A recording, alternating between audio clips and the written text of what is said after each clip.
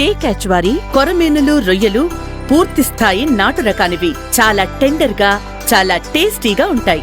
Day catch, ఏ farmers outlet. విజయవాడలో ఉపాధ్యాయులు మహాధర్నా నిర్వహించారు.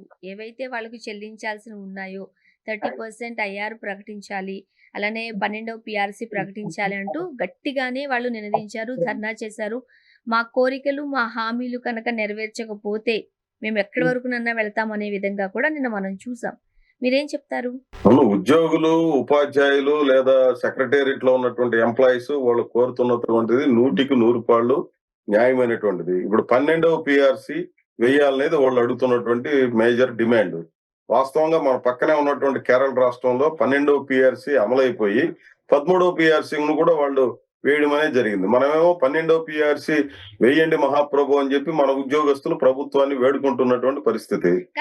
ఇప్పుడు అంటే విధానంలో అవి చేసుకుంటూ వెళ్ళిపోవాలి కదా సార్ గవర్నమెంట్స్. ఎందుకు ఉపాధ్యాయులు రోడ్డు మీదకి వచ్చి ధర్నాలు చేసి తమ ఏదైతే వాళ్ళకి చెల్లించాల్సింది రావాల్సింది ఉందో దాన్ని అడుక్కోవాల్సిన పరిస్థితిని ఎందుకు తీసుకొస్తున్నాయి ప్రభుత్వాలు? అదే ప్రభుత్వాలు బాధ్యతగా లేకపోవడం ఒకటి. తమ ప్రయారిటీస్ మారిపోయిన తర్వాత కాంట్రాక్టర్లకో లేదంటే కార్పొరేట్లకో అదానీ, అంబానీ లాంటి వాళ్ళు ప్రధానం అయిపోయిన తర్వాత వీళ్ళందరూ సెకండరీగా అయిపోతున్నటువంటి పరిస్థితి. ఇప్పుడు ఉదాహరణకి 12వ పిఆర్సీ ఈ వేళకి ఇంప్లిమెంటేషన్ ఉంటే 3వ సంవత్సరం పూర్తి అయిపోయి ఉండాలి. ఇప్పుడు 13వ పిఆర్సీ అడగాలి. వాస్తవంగా ఒక 5 ఏళ్ల కాలం దాదాపు మిస్ అయిపోయి పాతదాన్ని అడగాల్సిన దౌర్భాగ్యకరమైనటువంటి పరిస్థితి ఆంధ్ర రాష్ట్రంలో ఉంది.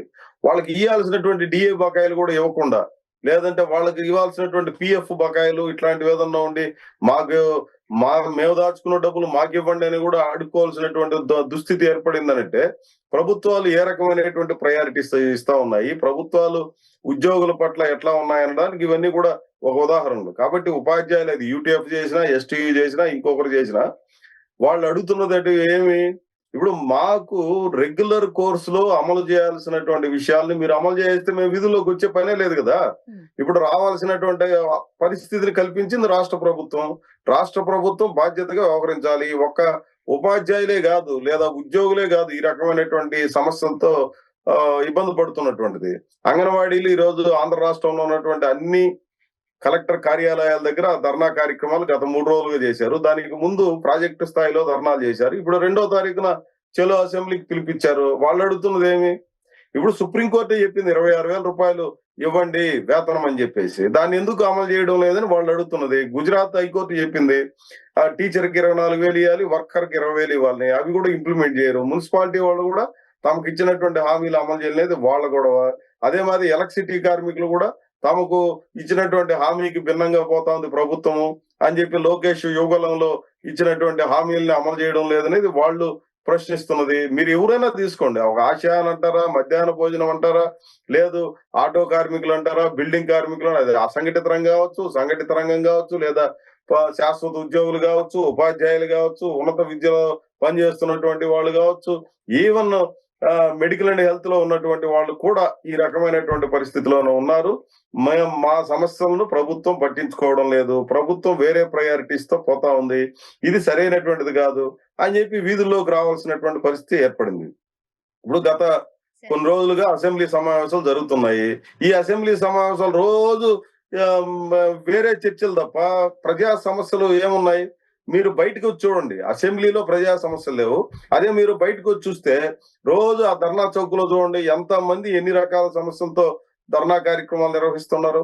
అందుకని ప్రభుత్వం యొక్క ప్రయారిటీస్ మారాలి, ప్రజల పట్ల బాధ్యతగా ఉండాలి. ఆ రకమైనటువంటి బాధ్యతాయుతమైనటువంటి పరిస్థితిలో ఈ ప్రభుత్వం నడవడం లేదు అని చెప్పి మనం చెప్పడానికి నిదర్శనం బయట జరుగుతున్నటువంటి ఆందోళనలే. ప్రతి ఒక్కరూ కూడా మీరు ఇచ్చినటువంటి హామీలు కూడా ఎందుకు అమలు చేయడం లేదు అని చెప్పి అడుగుతున్నారు. మీరు విజయవాడలో చూస్తే మనకు అట్ట కనిపిస్తారు. రాష్ట్రం అంతా అంతే. ఈ రోజు ఉదయం తిరుపతిలో కూడా స్విమ్స్ లో పనిచేసే కార్మికులు 800 మంది పైగా, దగ్గర 1000 మంది వీధుల్లోకి వచ్చి ఎప్పుడో 9 నెలల కిందట అమలు చేస్తామన్న విషయాలను కూడా ఈ రోజు దాకా అమలు చేయలేదని చెప్పి ఆసుపత్రిలో పనిచేసే కార్మికులందరూ పెద్ద ఎత్తున వచ్చి ఆందోళన చేపట్టినటువంటి పరిస్థితి. ఇది ఒక జిల్లా కాదు, అన్ని జిల్లాల్లో ఇదే రకమైనటువంటి పరిస్థితి ఉంది. అందుకని ప్రభుత్వం బాధ్యతాయుతంగా వ్యవహరించడం లేదు, చెప్పిన మాట కట్టుబడి లేదు కాబట్టి వీధుల్లోకి వస్తున్నారు జనం. కాబట్టి వాళ్ళని ఎట్లా తప్పు పడతాం? వాళ్ళు చేసేది న్యాయమైనదే కదా. న్యాయమైనటువంటి ఆందోళనకి మన వాళ్ళంటే మనలాంటి వాళ్ళందరూ కూడా మీడియా కావచ్చు లేదా కార్మిక సంఘాలు కావచ్చు మద్దతు ప్రకటించాల్సినటువంటి అవసరం ఆవశ్యకత ఉందని నేను భావిస్తున్నాను. మరీ ముఖ్యంగా 35,000 కోట్లు పెండింగ్‌లో ఉన్నాయి.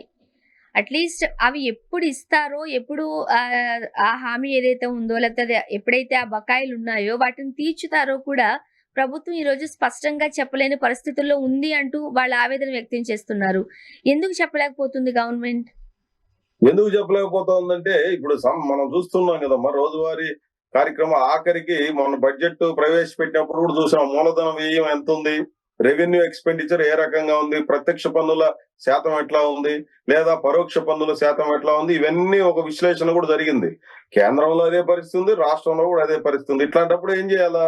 ఉత్పత్తి వ్యయాన్ని పెంచేటట్టుగా ప్రభుత్వం నిర్దిష్టమైనటువంటి చర్యలు తీసుకోవాలి.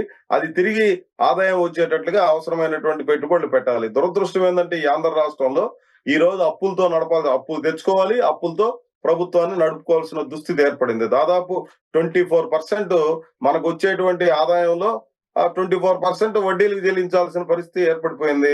అదే మాదిరి ఇంకొక 20-25% అప్పులు తెచ్చుకునే దాని మీద ఆధారపడిపోవాల్సిన పరిస్థితి ఏర్పడింది. అంటే 50% అప్పులు తెచ్చుకోవడం, అప్పులు చెల్లించుకోవడంతో అయిపోతే ఇంకా 50%లో కూడా ఎవరికి ఏమేమి ఇవ్వాలా, ఎవరికి ఇవ్వాలంటే వాళ్ళల్లో కూడా అదానీలకి, అంబానీలకి లేదంటే వీళ్ళకు కావలసినటువంటి పెద్ద మనుషులకి అవసరమైనటువంటివి నిర్ణయాలు చేయడానికి లేదా వాటికి తోడ్పడే పనుల్లో ఉండడం తప్ప ఇప్పుడు ఎంతసేపు ఇన్ని లక్షల కోట్లు వచ్చేసినాయి, అన్ని లక్షల కోట్లు వచ్చేసినాయి, అన్ని పరిశ్రమలు వచ్చేసినాయి, ఇన్ని పరిశ్రమలు వచ్చేసినాయని రోజు డంకా కొట్టడం తప్ప నిజంగా దాని కారణంగా రాష్ట్రం యొక్క పరిస్థితి ఏమన్నా మారిందా, మన యొక్క ఆర్థిక పరిస్థితి పటిష్టంగా ఏమన్నా ఉందా అంటే మళ్ళీ లెక్కలు చూస్తే అదే పరిస్థితి. మీరు గత బడ్జెట్ ఈ బడ్జెట్ చూస్తే ₹1 అదనంగా ఖర్చు పెట్టిన పరిస్థితి లేదు, ₹1 అదనంగా ఆదాయం వచ్చేటువంటి పరిస్థితిలా.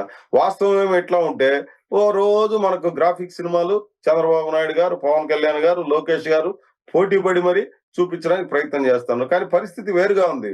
మనకు క్షేత్రస్థాయిలో చూస్తే ప్రజలు చాలా అసంతృప్తితో ఉన్నారు, ఆందోళనగా ఉన్నారు, ఏ సమస్య పరిష్కారం కావడం లేదని బాధతో ఉన్నారు, ధరలు విపరీతంగా పెరిగినాయి.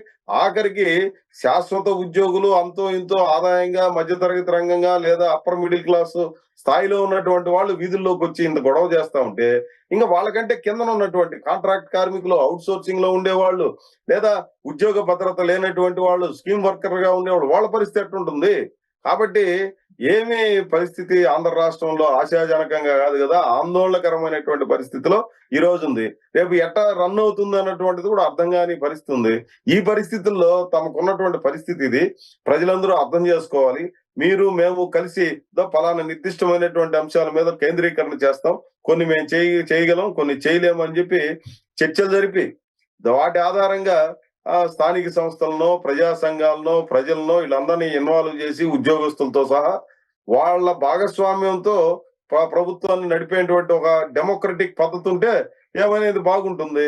ఏ ఊరితో సంప్రదింపులు లేవు, ఎవరితో మాట్లాడటం లేదు, మాట్లాడితే పోలీసుల్లో అడ్డం పెట్టుకొని పరిపాలన చేసే దుస్థితికి ఈ రోజు రాష్ట్రంలో ఈ ప్రభుత్వాలు ముఖ్యంగా కూటమి ప్రభుత్వం వచ్చేసింది. ఆ కారణంగా అలజడి పెరిగింది, అశాంతి పెరిగింది.